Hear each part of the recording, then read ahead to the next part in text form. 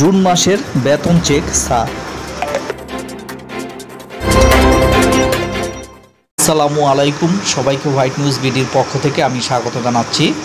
মাদ্রাসার এমপিওভুক্ত শিক্ষক কর্মচারীগণের জুন মাসের বেতন ভাতার চেক স্যার।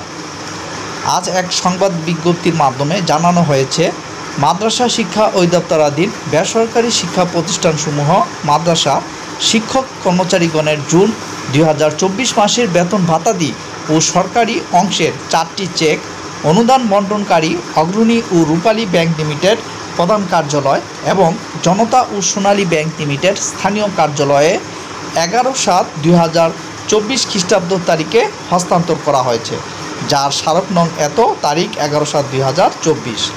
শিক্ষক কর্মচারীগণ আগামী 15/7/2024 খ্রিস্টাব্দ তারিখের পর সংশ্লিষ্ট ব্যাংক হতে জুন 2024 মাসের বেতন ভাতার সরকারি অংশ উত্তোলন করতে পারবেন।